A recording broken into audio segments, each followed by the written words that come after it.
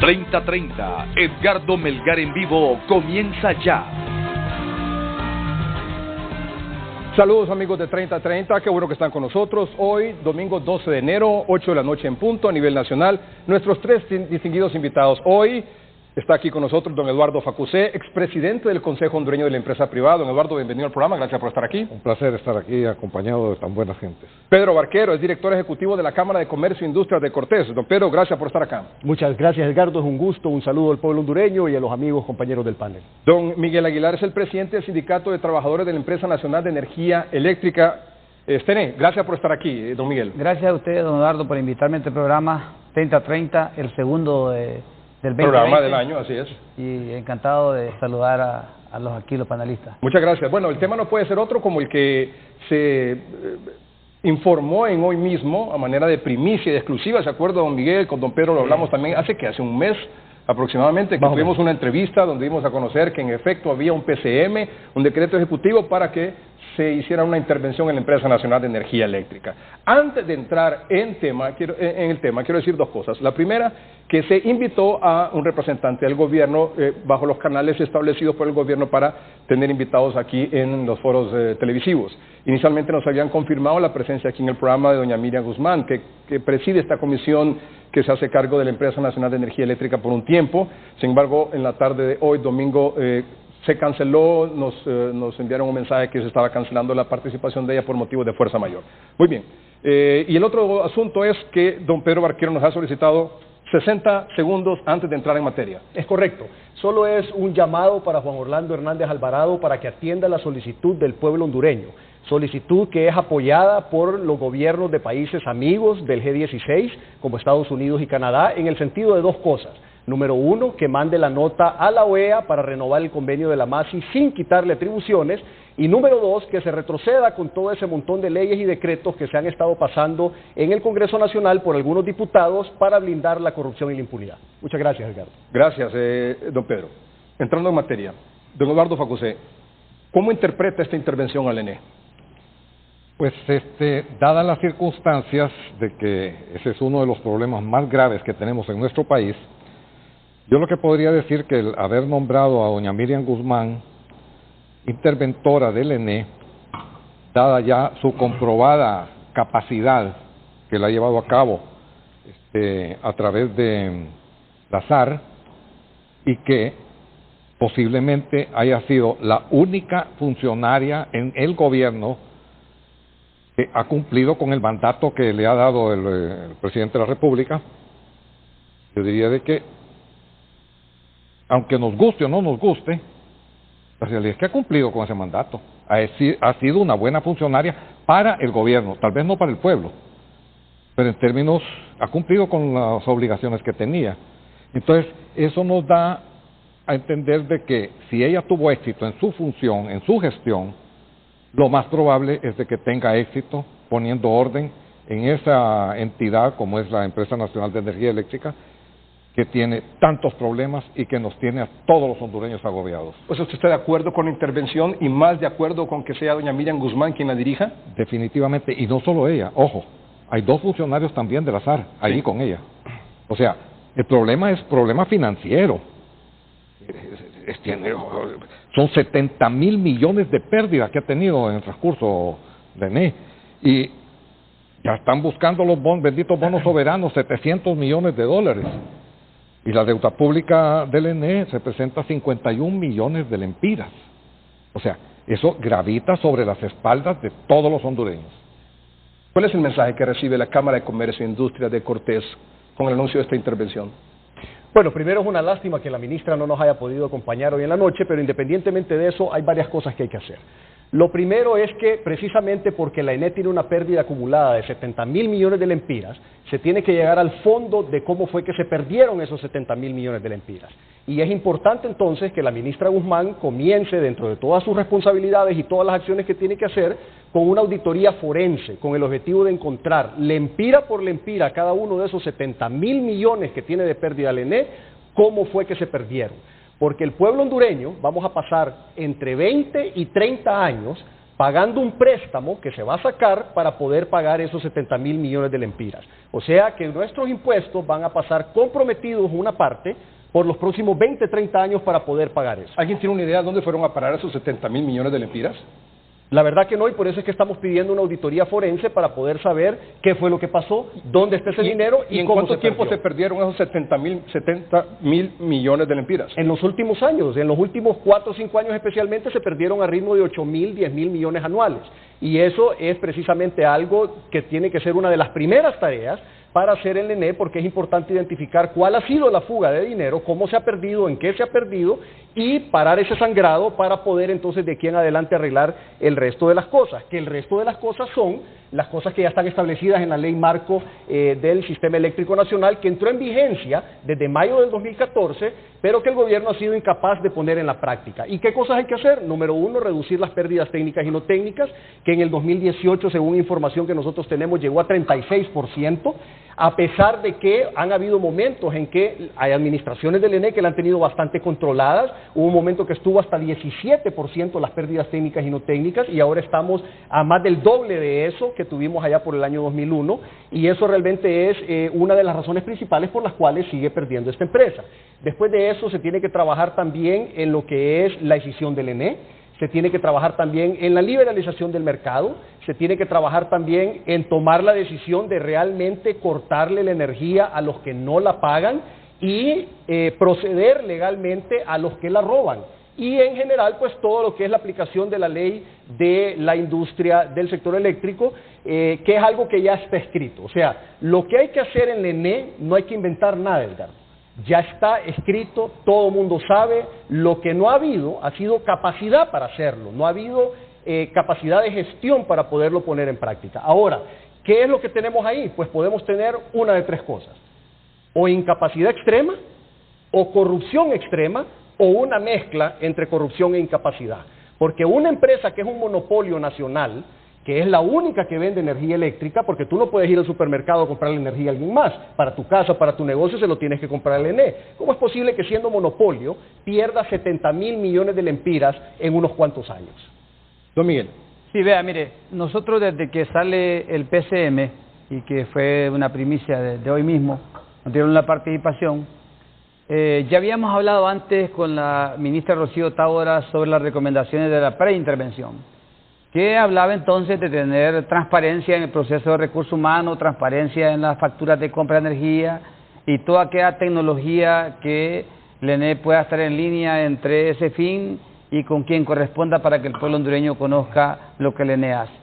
Cuando aparece el PSM, logramos nosotros, junto al compañero Daniel Durón de la CGT, hablar con el ministro Madero, con el ministro Tito Cardona, con la ministra Rocío Tábora, y se eliminó del PSM el artículo 8 que hablaba de la suspensión general de trabajadores y de otras cosas prácticamente que golpeaban nuestras garantías internacionales bajo el convenio 87 y 98 de la OIT. O sea, los trabajadores tienen estabilidad. Y en este momento no es que estamos blindados, pero por lo menos en el PSM está eliminado. Y lo demás tiene que agotarse en lo contractual. Voy a la intervención. Hoy es una intervención real a la ENE, porque lógicamente el proceso que conlleva la SEM, el ODS, la CRE, ese proceso camina.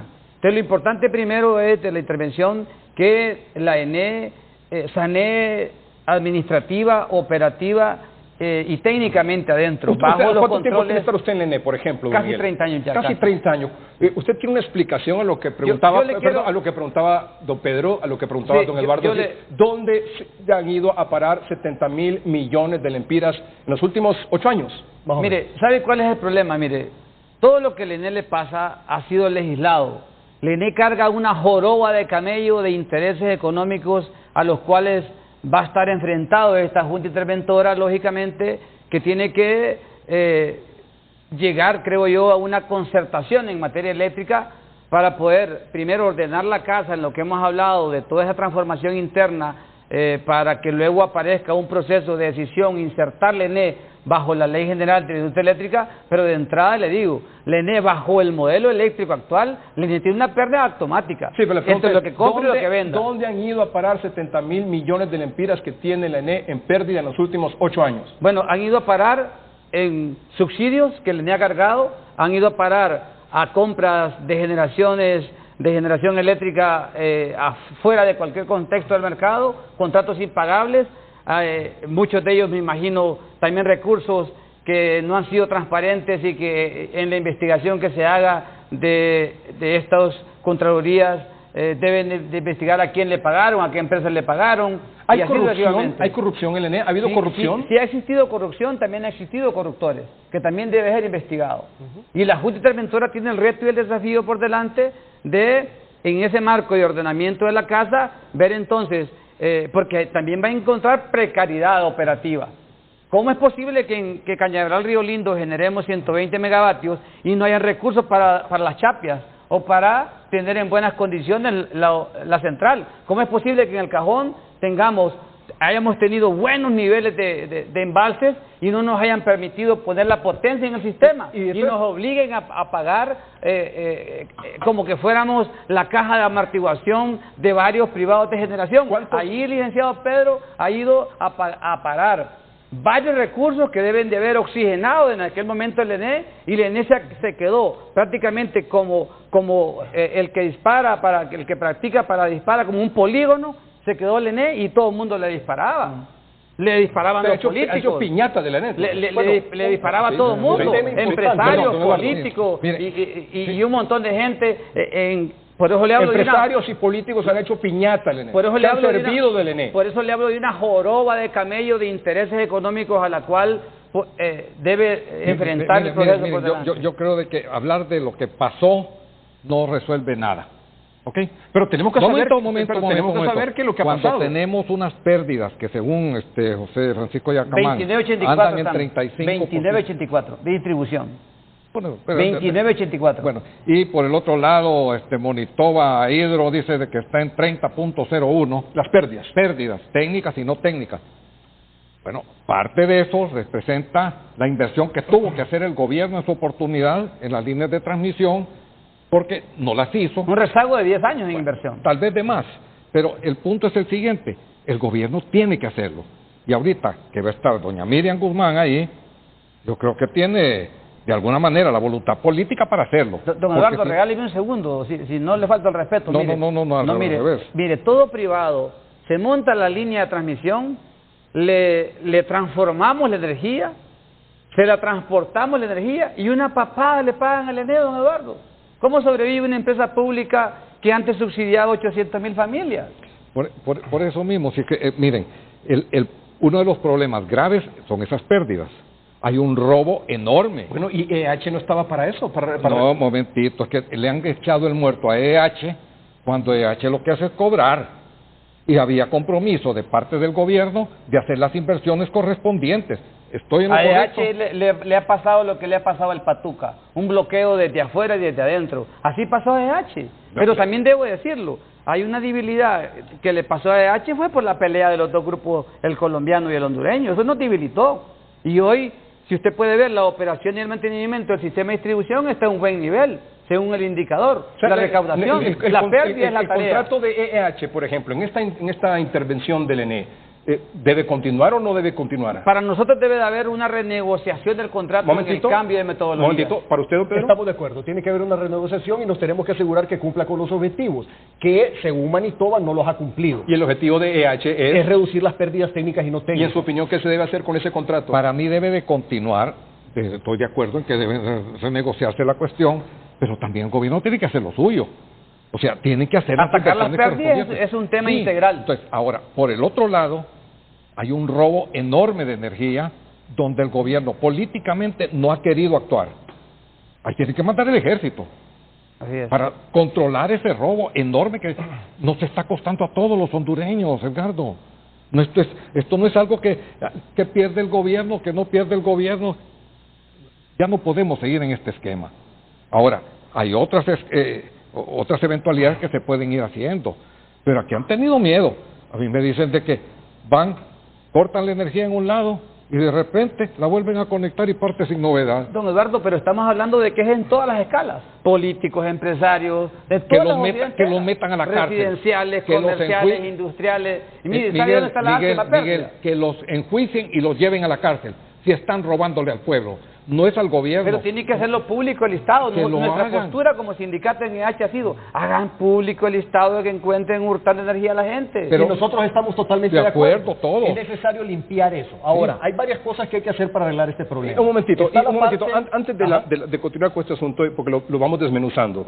Ya ustedes quedaron claros de que EH, o nos han dicho que EH debe continuar, pero se debe renegociar ese contrato. Y el gobierno cumplir con su parte. Así es. En el Y asunto- EH también tiene Sí, que reunir exacto, las áreas técnicas. exactamente. Bueno, porque Nosotros ustedes tienen un consideramos- asunto integral para reducir las pérdidas. Así es, sí. Ahora, en todo este asunto, ¿de qué manera el ciudadano común y corriente, nosotros, los abonados del ENE, salimos perjudicados de toda esta ecuación?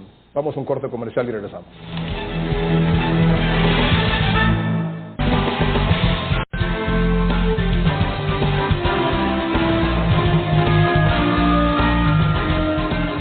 Nuestros invitados están discutiendo esta noche, analizando la situación del ENE y qué es lo que esperan o no que haga esta junta interventora que ya mañana toma posesión y que ha anunciado incluso información importante que compartirá con todos ustedes, con todos nuestros televidentes, con el pueblo hondureño en relación a algunas medidas que van a adoptar. No se sabe todavía qué es lo que van a hacer, pero aquí se están aportando luces de lo que se espera que se haga. Don Eduardo Facusés, expresidente de la empresa privada. Don Pedro Barquero, director ejecutivo de la Cámara de Comercio e Industria de Cortés. Don Miguel Aguilar es el presidente del sindicato del ENE, de trabajadores del ENE. Usted decía algo, don Miguel, yo quisiera que ahondar un poco más. Porque recuerde que no todos nuestros televidentes, comenzando por su servidor, conocemos en detalle esta parte técnica y todo este asunto del ENE.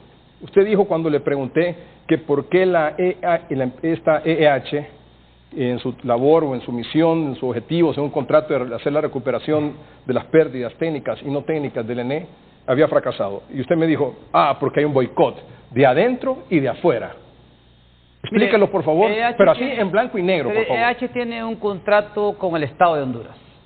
La recuperación de las pérdidas, la operación del mantenimiento del sistema de distribución, la recuperación de mora y otros elementos que aparecen en el pliego de condiciones. La empresa inició con fortaleza, porque habían una luna de miel entre los dos grupos, el colombiano y el hondureño. Estaban muy encaramelados. Pero es que nuestros amables televidentes no saben de cuál es el grupo hondureño y cuál es el colombiano. Bueno, o sea, aquí las cosas son en blanco y negro. El grupo hondureño se llama Enterprise Consulting y el grupo colombiano es EDEMSA de Colombia y Unión Eléctricas. ¿Y esos dos grupos son los que forman EH? Sí, tienen hoy actualmente tienen el porcentaje mayoritario, tienen el 92% y el sindicato tiene el 8%. Le cuento un poco más. El camino iba bien, en el marco de lo que se establecía en medio de los vacíos que establece el pliego de condiciones, porque hay vacíos. Luego entonces después, cuando ya existe la pelea de quién tiene el control de la empresa, es donde prácticamente... De la EH. Sí, de la EH, entonces es donde existe la debilidad operacional, porque los recursos tuvo que pagársele una indemnización al socio hondureño y además de eso tuvo que pagársele indemnización por cada contrato que tenía, porque era un pastel repartido entre ambos grupos, no el sindicato. Entonces, ¿cuál fue la posición nuestra? Bueno, vamos a respaldar al que cumple el pliego de condiciones. Entonces, el que cumplía el pliego de condiciones era el grupo colombiano.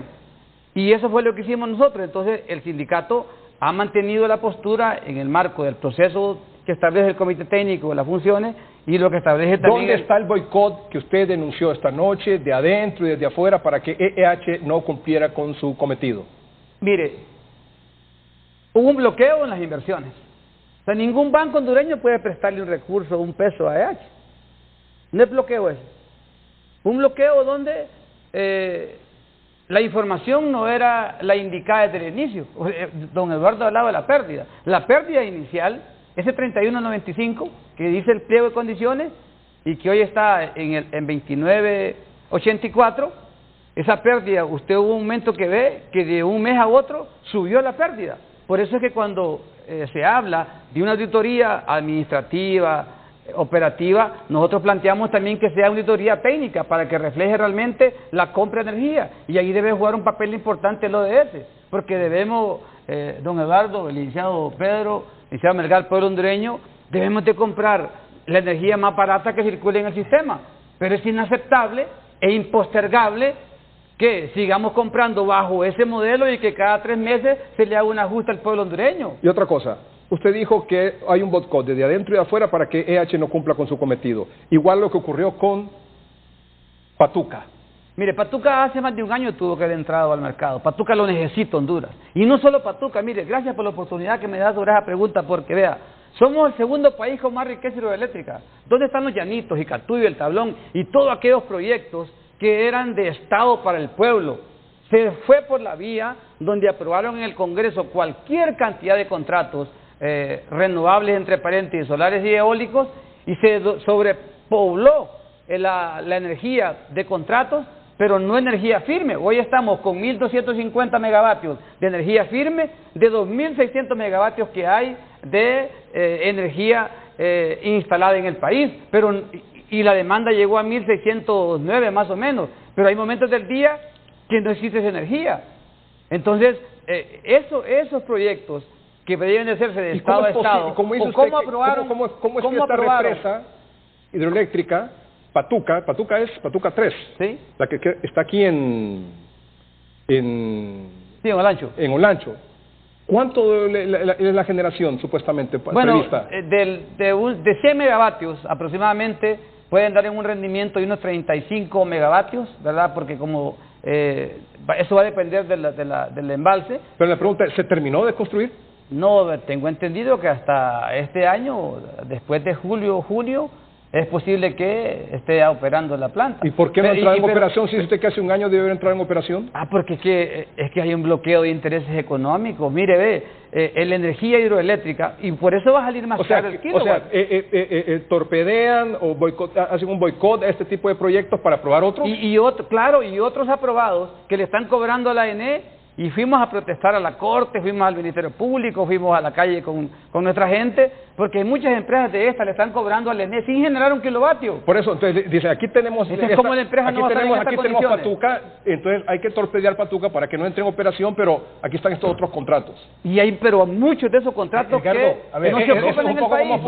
No sé si se escuchó bien, me gustaría que repitieras eso. Dijiste que hay empresas que están cobrando sin producir un kilovatio. Claro, si ese fue O sea que hay empresas que están cobrándole dinero al ENE, que están facturando y que no están despachando energía. Yo no digo que están facturando, pero sí están demandando a la ENE. Porque el Congreso les aprobó un contrato y la ENE no lo ocupa. Eso porque es importante ver también la parte del despacho. Es importante estar seguros que realmente lo que se está cobrando correcto, es pero, lo que se pero lo está que voy yo es eso del entregando, boicot. Bueno, pero hay otra cosa también, el costo. Patuca ya lleva de costo más de $6 millones por mega. Y el costo, cuando un privado invierte en eso, es de alrededor de $2 millones. O sea, ya cuesta casi el triple por mega de lo que debería de costar. Pedro, obviamente que ha habido algún tipo de corrupción en todo este proceso. Bastante. Entonces, veamos cómo vamos a liberarnos de este entuerto en que estamos. Bueno, lo que se necesita es conformar equipos de personas honradas y capaces para que hagan bien el trabajo. A mí me parece que la intervención... Hay varias cosas que hay que hacer. Me parece a mí que la intervención es porque hay que tomar grandes decisiones.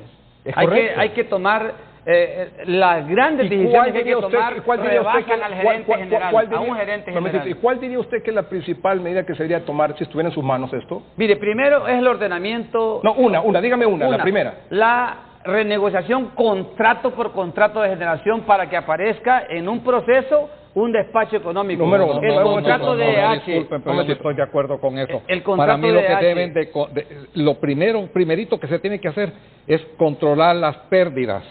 O sea, lo que tenemos de robo, eso hay que controlarlo y hay que pagarlo. Pero eso si tienen que meter el ejército en eso para que vayan a cortar esos cables que se están robando, yo creo que... Don Eduardo, pero ¿sabe qué proponemos nosotros? ¿Cuánto se roban? Proponemos que se construya un camino y una concertación en materia eléctrica. Don Miguel. ¿Cuánto se está robando ahorita de esa energía, de ese porcentaje?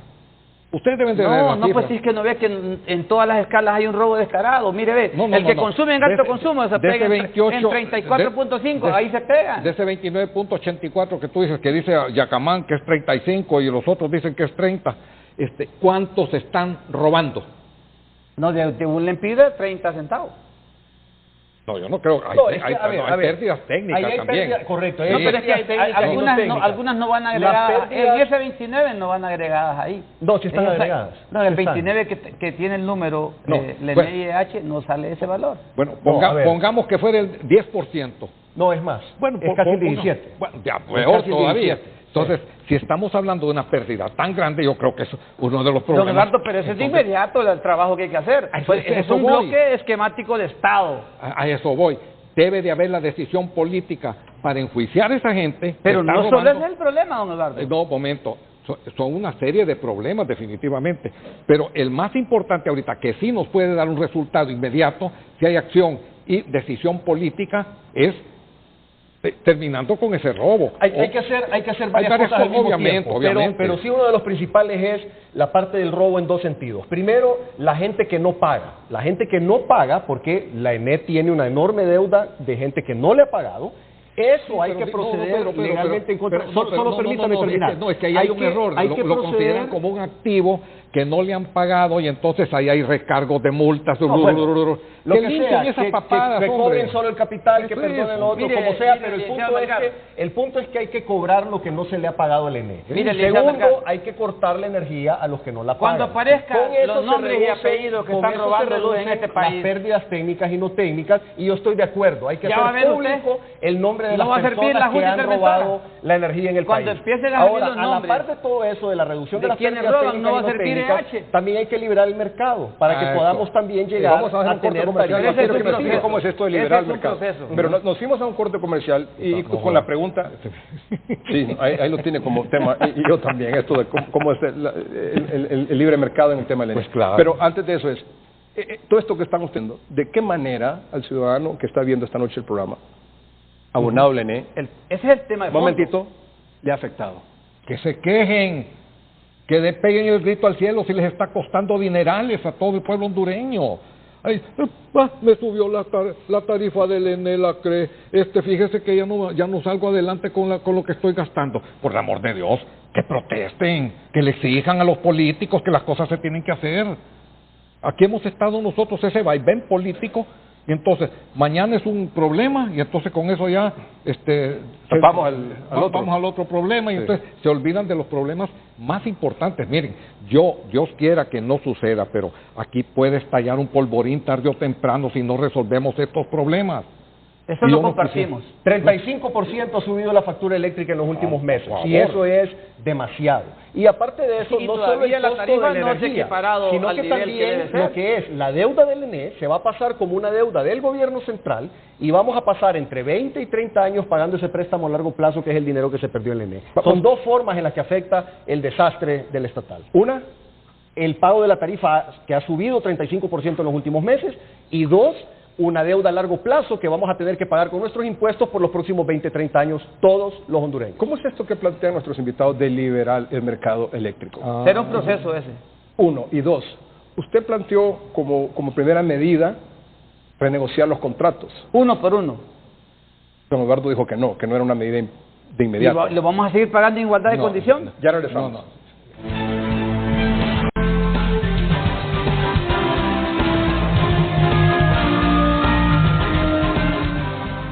Bueno, nuestros invitados, don Eduardo Facusé, expresidente del Consejo Hondureño de la Empresa Privada. Gracias, don Eduardo, por estar aquí. Don Pedro Barquero, director ejecutivo de la Cámara de Comercio e Industrias de Cortés. Don Miguel Aguilar, presidente del Sindicato de Trabajadores de la ENE. El Casa Presidencial anunció esto, creo que ¿cuándo fue? ¿El viernes?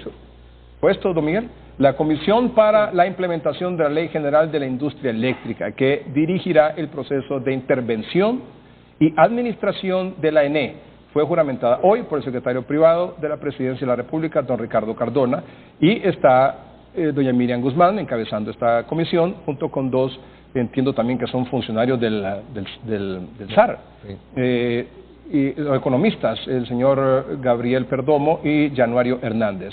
La comisión tiene una amplia experiencia en el manejo de crisis financieras, por lo que goza de credibilidad con el pueblo hondureño. Yo tuve la oportunidad de trabajar a la par de doña Miriam. Momentito, ya me lo va a contar, por favor. Antes de eso también otro comentario alrededor de este tema. Dice Reinaldo Sánchez, que es el presidente del Partido Nacional: reconocemos y confiamos en el liderazgo de la abogada Miriam Guzmán al frente de la Comisión Interventora de la ENE. Hemos sugerido al presidente Hernández que la intervención de la ENE debe brindar respuesta a la población que se ha visto afectada por los abusos y cobros excesivos. Para ello se debe crear una instancia que atienda y garantice los derechos de los hondureños afectados. Ven aquí, cámara, por favor, don Eduardo se ríe. ¿Por qué? No, yo estaba pensando en lo que es la liberalización de en otra cosa, no. Sí, es que los políticos tratan de poner las cosas bien bonitas. Es un problema grave el que tenemos definitivamente. Y aquí tenemos que abocarnos todos. Ahora, cuando hablamos antes del asunto de liberar el mercado, ustedes aquí concluyeron en el segmento anterior que, o malentendí, de que hay una mejora en la recuperación de las pérdidas, ¿o no? Sí, yo siento que en este nuevo proceso... ¿Ha habido, sí o no? Sí ha existido. ¿Ha habido una si no, mejora? las pérdidas estuvieran a 35, 40. Sí. Sí ha existido. Pero la pregunta es, hoy tenemos pero esa recuperación en las pérdidas que usted afirma... no se ven reflejadas por los costos que estamos comprando. Número uno. Pero número dos, esa supuesta recuperación... La facturación de línea ha subido. Pero por el aumento de la tarifa. Por aumento de tarifa. No por trabajo de EH, sino que por aumento de tarifa. Pero no solamente por eso. Si vamos a verlo técnicamente, no solamente ha sido por eso. ¿Cuántos años tiene de estarse manejando este programa, Miguel? ¿Cuál programa? El de H. 3. ¿Y cuánto tenemos ahorita de pérdidas? 29. ¿Con cuánto lo recibieron? Con 31.95. Ajá, entonces ¿cuál es la rebaja? 2 puntos. No, lo que pasa es que se bajó y luego subió. Por favor, ellos estaban comprometidos a bajar 4, 3... Pero si usted le está demostrando que en efecto no han cumplido con su trabajo, porque usted está de acuerdo que se haga una renegociación de este contrato, porque no lo cortan. No, miren, seamos claros. Cortan esta empresa, hay demandas internacionales después, porque de una u otra manera también el gobierno ha fallado. Y a la hora de la hora, ¿quién va a venir a resolver el problema otra vez de la reducción de pérdidas? Los mismos de los mismos. Los mismos de los mismos, y que entonces estamos fracasados, se puede decir. ¿Quiénes son los mismos de los mismos? Los mismos de los mismos. ¿Cómo? Pero póngame el nombre y apellido. Hablemos de la liberación. Mire, ¿sabe qué le voy a decir yo que es doloroso? La ENE, a 4 centavos le pagan o a 0 el kilovatio. Lo opera, lo transporta, lo distribuye a 4 centavos y es doloroso cuando no podemos meter esa energía al sistema y tenemos que comprar a huevos, no sé si está bien la expresión, me fui, a 18 centavos de dólar y dejamos de meter nuestra propia potencia. A mí me duele en el corazón y me da coraje porque soy hondureño. Y entonces, ¿cómo es posible? Y todo lo culpabilizan al ENE. Todo lo que pasa en el ENE ha sido legislado. Todo ese robo que ha existido en la ENE también ha sido legislado. Ordénese y cúmplase. Hoy entonces son los retos de desafío que tiene esta Junta Interventora. Y nosotros se lo decía al inicio, mire, yo tuve la oportunidad de trabajar con doña Miriam Guzmán en el gobierno del presidente Lowe, en una comisión que me elevó la CGT de exoneraciones fiscales, y a cada contrato le dan una exoneración fiscal, pero salvaje. Y el costo del kilowatt está indexado al valor americano del índice inflacionario. Por eso que usted dice que la primera medida tiene que ser revisar todos esos contratos. Todos, incluido el de EH, cambiarle la metodología. Pero por eso ¿contratos, ¿eso incluye los térmicos?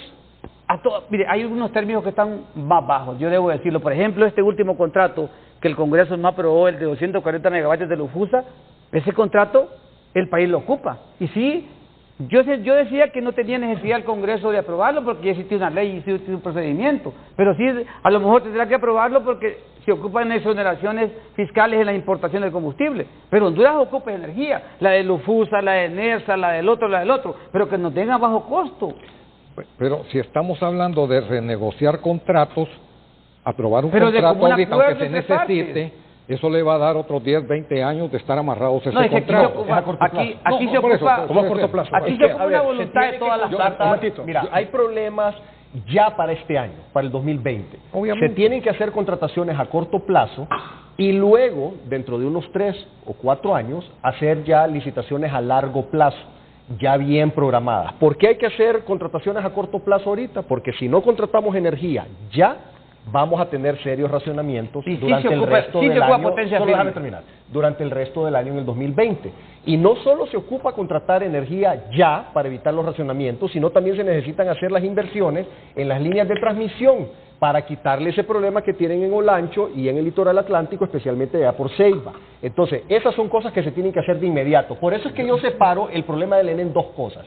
Está la parte financiera, que es la parte de cobrar, cortarle al que se la roba, meterlo preso, etcétera, etcétera, etcétera, que eso hay que hacerlo. Pero está la parte técnica, que es la parte de las inversiones, de las contrataciones de la energía y todo eso, que hay que hacerlo de acuerdo a una programación, que eso fue lo que se prostituyó en el pasado, que se pusieron a regalar contratos a lo loco sin machar los contratos con la necesidad, correcto, con la necesidad de energía del país, y por eso es que andan ahí un montón de, por eso es que andan ahí un montón de contratos volando que nadie los necesita y que hay que cancelarlos porque no van a entrar en operación y no deben entrar en operación.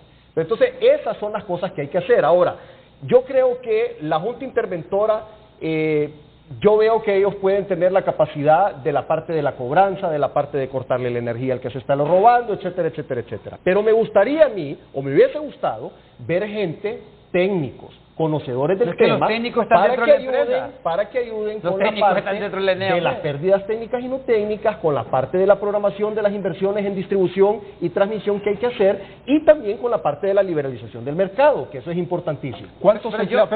Yo quiero contestarle al licenciado Pedro. Okay. Mire, hay dos caminos, según mi criterio, y ¿dos caminos para? Y dos caminos de la Junta Interventora. El tema interno del ENE y el proceso de la habilitación plena de la Ley General de Energía Eléctrica, y la Junta Interventora trabajando para que se inserte el ENE en las 3 empresas que se van a formar y que jurídicamente avanzó y que son propiedad del Estado, pero que no tengan independencia, y que podamos competir en igualdad de condiciones, porque no estamos compitiendo en igualdad de condiciones. Entonces son dos caminos, el camino interno y el camino externo, que ya lo establece la Ley General y que le da la potestad a la CEN, a la CRE, lo de ese, y así sucesivamente. Entonces, para mí la Junta Interventora, creo, porque el sindicato nuestro dejó de ser analistas y no protagonistas en estos asuntos energéticos, va a ser fundamental que se ordene primero la casa. Y los técnicos que dice que no van en la Junta Interventora están en el ENE, o están en CEFIN, o están en otro lado, pero están. Otra cosa, ¿cuántos empleados tiene actualmente el ENE? 2119. 2119. ¿Cuántos tenía? Tenía como 5.500. Hace 2 años. Hace como unos 3 años y medio tenía como unos 5.500. 5.500. Pero no nos vayan a echar la culpa también a los trabajadores. Que no somos culpables de los trabajadores. Estamos haciendo un panorama completo de este asunto, un abanico completo de esta vaina. Porque ahí sí le voy a sacar el colmillo. Espéreme, pues está bien. Sí, ya no logró que quitaran el artículo 8 pues, del PCM. Está bien, bueno. está bien. ¿Y dónde se dio a conocer ese artículo? Ahí en Hoy Mismo, se lo dimos a conocer. Y se lo agradezco. Bueno.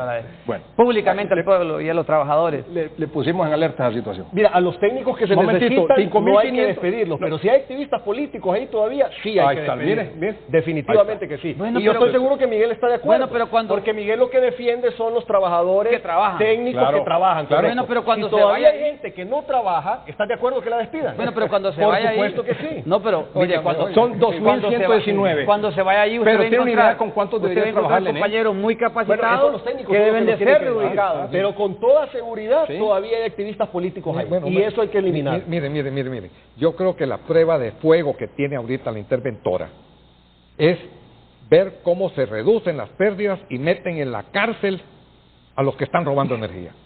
Esa es la primera prueba de fuego. De acuerdo. Si no hacen eso, ya está pronosticándose un fracaso de lo que van a hacer.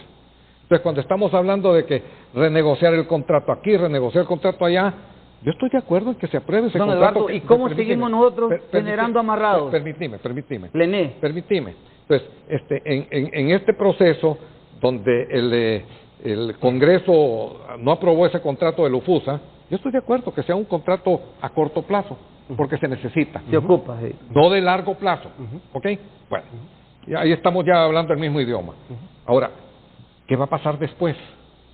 Cuando estamos hablando de liberalización, yo lo que sí creo es de que una vez de que se resuelvan todos estos entuertos, que haya una manera donde yo pueda, como fabricante, comprar directamente a una empresa y que todos se peleen por venderme.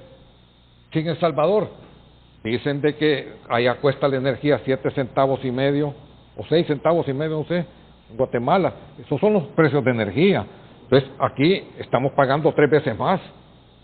Obviamente, hay algo que está malo ahí. Entonces, si esos contratos se los vendieron bien caros a esos generadores, tienen un problema de costo inicial. Entonces quieren sacar sus dividendos.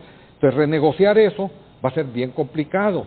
Entonces, si se liberaliza el proceso y que el cajón se encargue de darle a la gente que no tiene suficientes recursos un beneficio con un precio bien bajo, porque ese es estatal. No, Eduardo, discúlpeme, pero si usted habla de una liberación del mercado, antes tenemos que haber ordenado el modelo eléctrico hondureño. No puede ser que lleguemos a una liberación del mercado con este modelo. No. Le vota cualquier gobierno del pueblo hondureño. No, es que ese es un proceso. Cualquier gobierno lo vota. Ese es un proceso, pero es que están hablando de renegociar los contratos. ¿Y qué van a renegociar? ¿De 18 a 16 o a 15? Siempre es caro.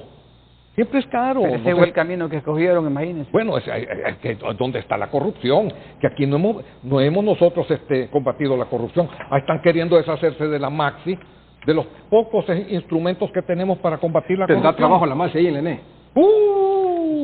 Haría desastres. Nomás que les abran un poquito la puerta. Imagínense, con empresarios, con políticos y con todo tipo de personas. Ahí pueden encontrar un montón de gente que está Eso sería una buena acción de la Junta Interventora, que le abra, es más, le hacemos el llamado a la ministra Guzmán, para que le abra las puertas del ENE a la MASI, a la UFESIC y al CNA, para que lleguen a revisar, a ver si realmente hay transparencia o no en el manejo de los fondos. Esa sería un buen paso para hacer una eso. Preintervención. Sí, pero eso no es lo mismo. Lo que se necesita es que entren instituciones independientes especializadas en encontrar corrupción. Y para eso está la MASI, la UFESIC y el CNA. Sería bueno que le abran la puerta y que entren a revisar a ver qué es lo que está pasando ahí y tal vez nos dan la respuesta de cómo se perdieron 70.000 millones de lempiras. Eso sería un gol.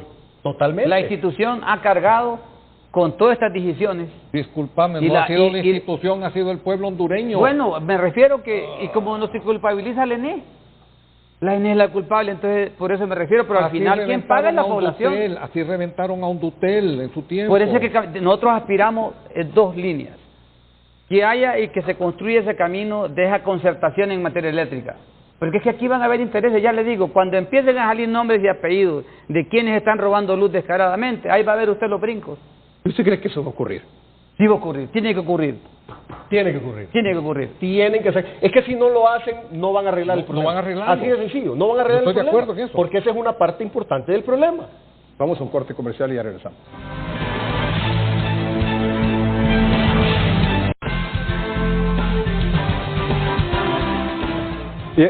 Decía don Pedro Barquero que la Junta Interventora un buen paso a dar, y decía don Eduardo sería un gol que le abriera las puertas a la MASI, a la UFESIC y al CNA. Correcto. Y recuerdo que el CNA hizo una denuncia de que supuestamente habían planillas fantasmas de unos 160 contratos, algo así de planillas. Miguel debe saber mucho Miguel, usted debe saber mucho de lo que pasa ahí, debería contarnos un poco ahí. Cualquier ente contralor del Estado, yo creo que no tiene ningún problema el ENE en que investigue qué es lo que pasa en la planilla de la empresa.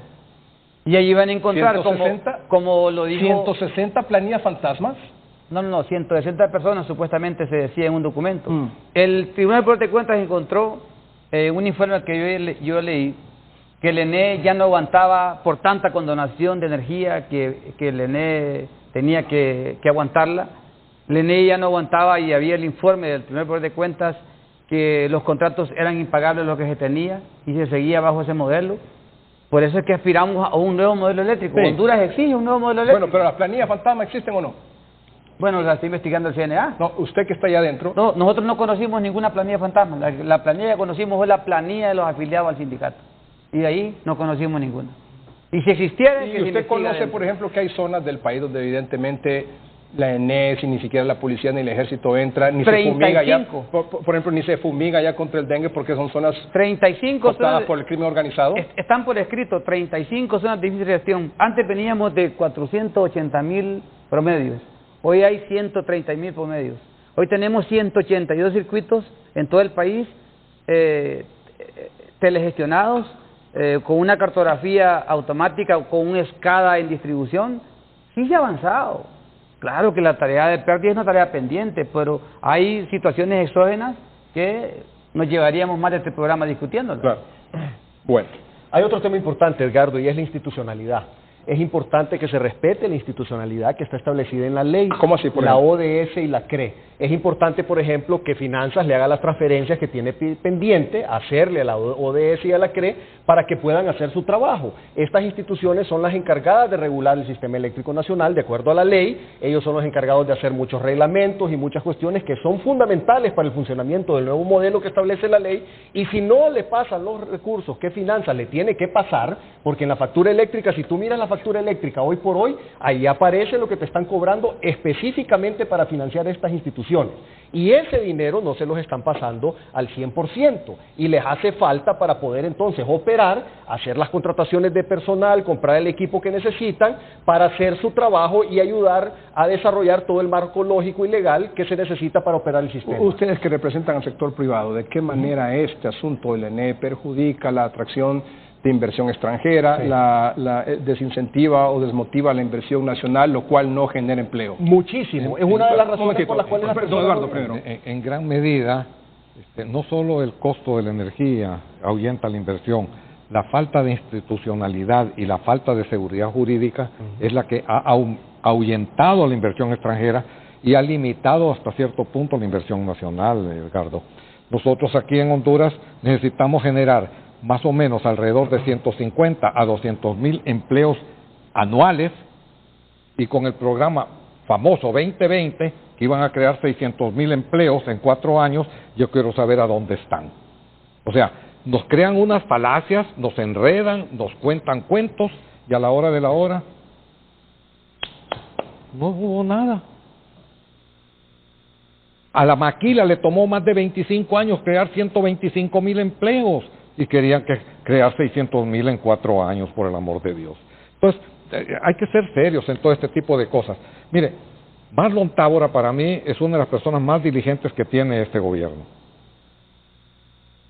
Si no le dieron el apoyo político y tuvieron que poner una interventora, doña Miriam, si no tiene ese apoyo político, va a ser un fracaso definitivamente su gestión, y se puede quemar ahí en ese proceso.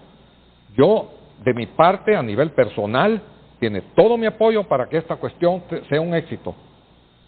Yo creo que de parte de toda la empresa privada, de todo el pueblo hondureño, tenemos que apoyarla.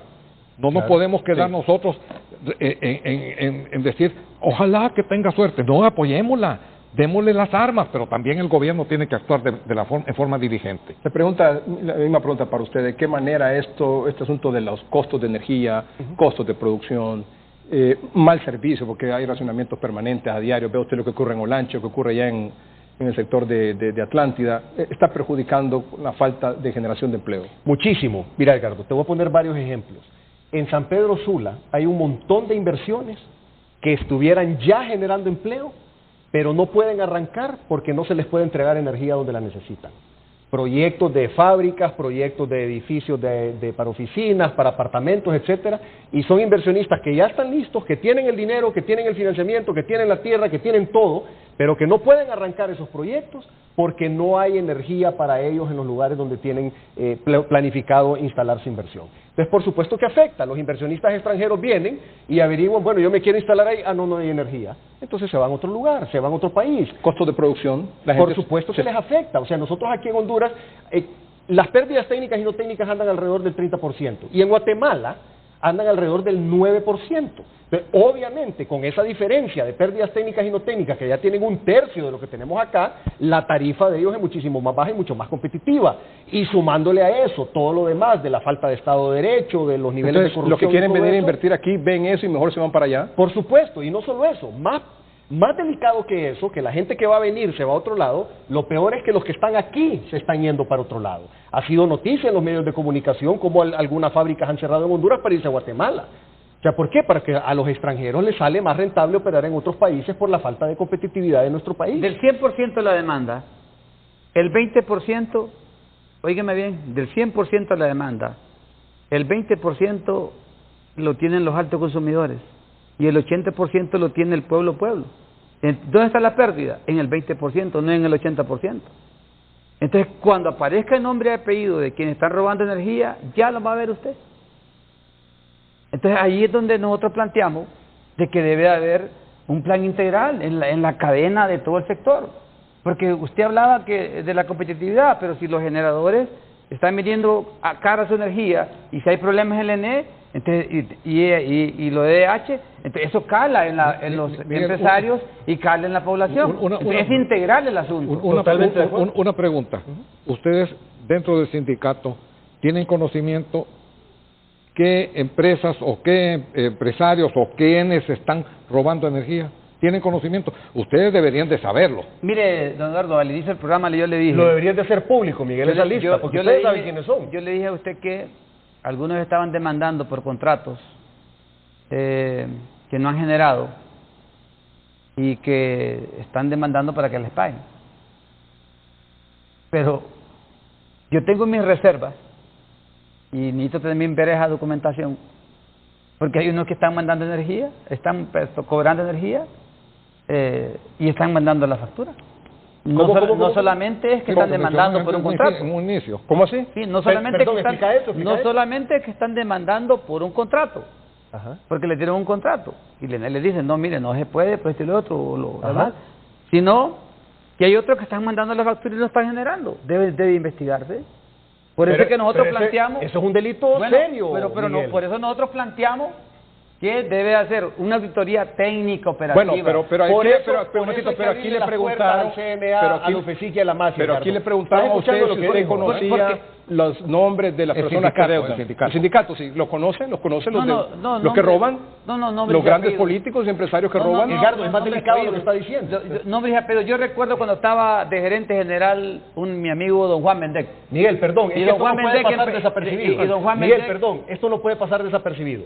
Miguel lo que acaba de decir es que hay empresas que le están cobrando venta de energía al ENE ficticias, sin despachar energía. Eso es lo que estás diciendo. Debe investigarse eso. Eso es lo que estás diciendo. Sí, claro, debe investigarse. Razón mayor para abrirle las puertas a la MASI, al UFESIC y al CNA. Pero la pregunta es... pero es que no solo es eso. No solo es que se le estén cobrando. ¿Se le han pagado? Eso es lo que debe averiguarse. Ay, es el asunto. ¿Se lo han pagado? Eso es lo que debe averiguarse. Eso es corrupción extrema, Iván. Mire, extrema. Se lo han pagado. La cosa no es que cobren, es que lo paguen. Pero yo no me quiero ir sin decirlo de mi amigo don Juan Mendec, cuando empezó a dar nombres él de quienes encontró o encontraba robando energía eléctrica, lo cambiaron de gerente. Vamos a un corte comercial y regresamos para despedir el programa esta noche.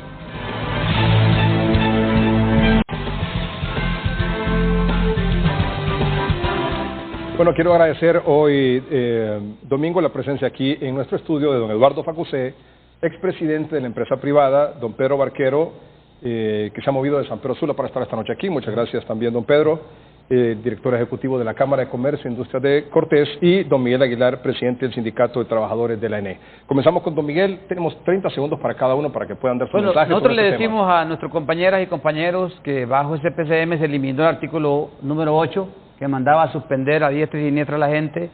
Nosotros queremos decirle a la Junta Interventora encabezada por la abogada doña Miriam Guzmán que nosotros vamos a respaldar todas aquellas acciones y decisiones que vayan encaminadas a la sostenibilidad institucional de la ENE.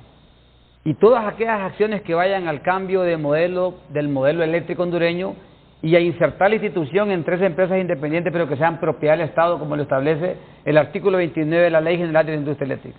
Y que estaremos vigilantes y el tiempo necesario a las acciones que correspondan y atentos también a cualquier violación al derecho de un compañero trabajador. Gracias, don Miguel. Don Pedro. Nosotros como Cámara de Comercio e Industrias de Cortés vamos a apoyar todos los esfuerzos por rescatar el sistema eléctrico nacional e implementar la ley que entró en vigencia desde mayo del 2014. Pero es urgente que doña Miriam le abra las puertas a la MASI, al CNA y al UFESIC para que investigue todas las cosas que se estuvieron señalando durante este programa. Don Eduardo. No, agradecer esta oportunidad que hemos tenido de presentarle al pueblo hondureño nuestras experiencias y nuestras interioridades, ¿verdad? La realidad es de que doña Miriam tiene una papa bien caliente. Mi mensaje para usted, doña Miriam, conociendo de que su capacidad puede ayudarnos a resolver este problema, como le dije anteriormente, cuente con nuestro apoyo para efectos de que se resuelva ese problema. Si no lo resuelve, el problema va a ser dramático para nuestro pueblo, que no va a poder sobresalir en sus gestiones para mayores posibilidades de subsistencia. Dios quiera que este problema, que va a tomar tiempo, no se va a hacer en 6 meses, tengamos las luces, pero a través de la transparencia, a través de la honestidad y castigando a aquellos corruptos que han hecho de la energía eléctrica en este país sus mieles y sus grandes beneficios. Nuestro apoyo. Muy bien, gracias, don Eduardo. Gracias a usted por su atención. Buenas noches y que estén bien.